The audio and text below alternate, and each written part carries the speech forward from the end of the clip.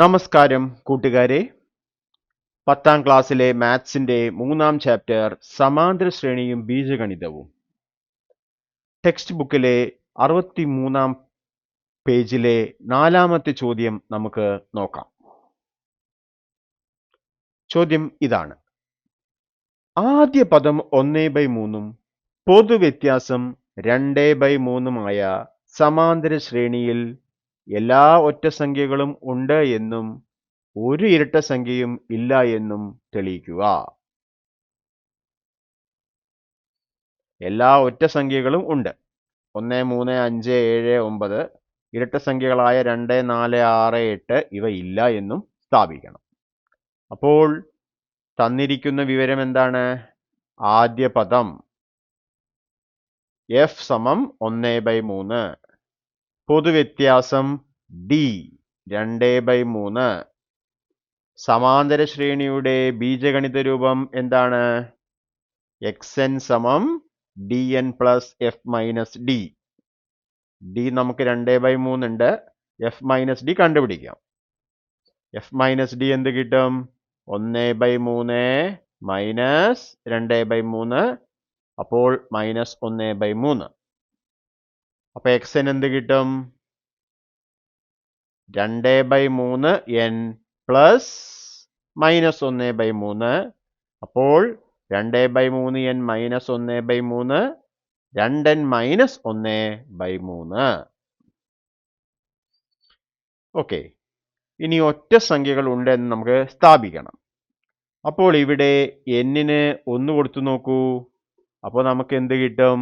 x2 എന്ന് പറഞ്ഞു കഴിഞ്ഞാൽ 4 - 1 3/3 1 എന്ന് കിട്ടും. ഇനി അടുത്ത ഒറ്റ സംഖ്യ ഏതാണ്? 3 ആണ്. 3 കിട്ടാൻ വേണ്ടി നമ്മൾ ഇവിടെ എന്ത് ചെയ്യാ? 5 എന്ന് കൊടുത്തു നോക്കൂ. അപ്പോൾ 5ാം പദം 10 - 1 9/3. ഇനി n-ന് 8 എന്ന് കൊടുത്തു നോക്കൂ. 8ാം പദം അപ്പോ 16 - 1/3 15/3 5. അപ്പോൾ നമുക്ക് 1 3 5 കിട്ടി.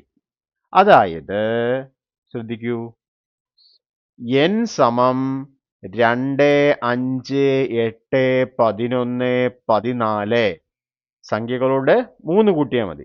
17 20 23 ആയാൽ x2 1 ആണെന്ന് നമ്മൾ കണ്ടുപിടിച്ചു. x5 3 ആണെന്ന് മനസ്സിലാക്കി. x8 5 ആണെന്ന് മനസ്സിലാക്കി. x11 ഇവിടെ 11 കൊടുത്തു നോക്കൂ. 22 - 1 21/3 7. x14 നോക്കൂ.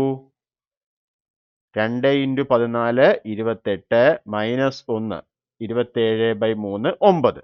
അപ്പോൾ x2 x5 x8 x11 x14 തുടങ്ങിയ സംഖ്യകൾ നമുക്ക് ഒറ്റ സംഖ്യയാണ് തരുന്നത്.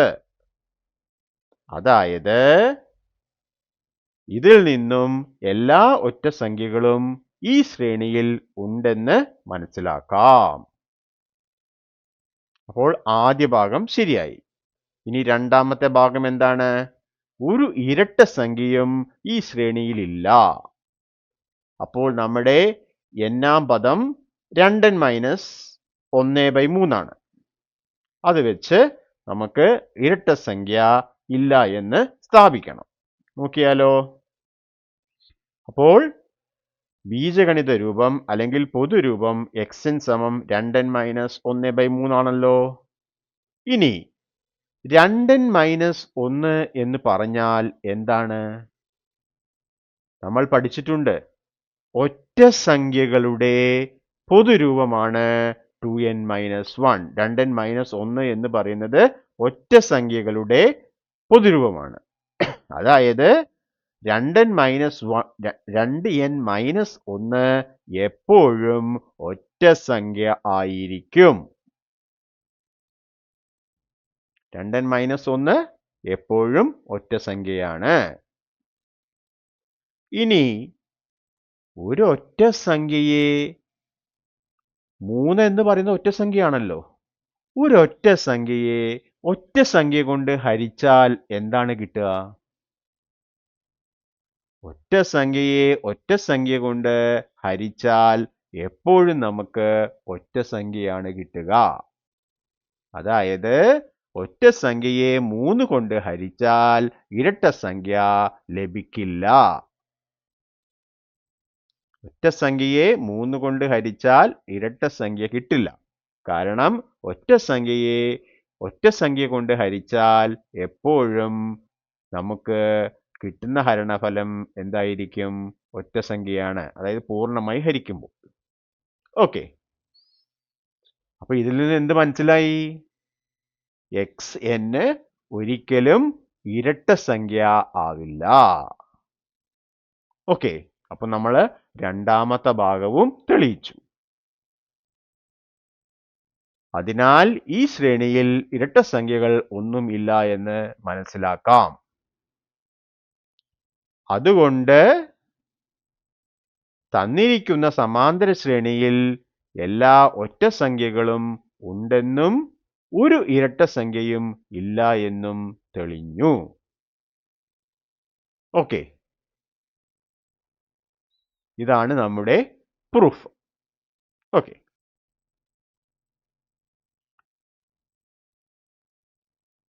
അടുത്ത ചോദ്യം നമുക്ക് അടുത്ത വീഡിയോയിൽ ചെയ്യാം. അപ്പോൾ ഈ വീഡിയോ കണ്ട എല്ലാ കൂട്ടുകാർക്കും നന്ദി. വീഡിയോ നിങ്ങൾക്ക് ഇഷ്ടപ്പെട്ടു എങ്കിൽ ലൈക്ക് ചെയ്യുക, മറ്റുള്ളവർക്ക് ഷെയർ ചെയ്യുക, ചാനൽ സബ്സ്ക്രൈബ് ചെയ്ത് സപ്പോർട്ട് ചെയ്യുക. നിങ്ങളുടെ അഭിപ്രായങ്ങൾ കമൻ്റായി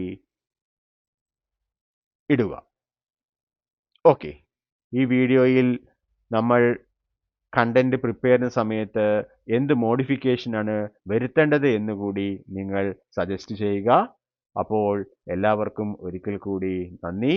അടുത്ത വീഡിയോ വരെ എല്ലാവർക്കും ബൈ. Thank you.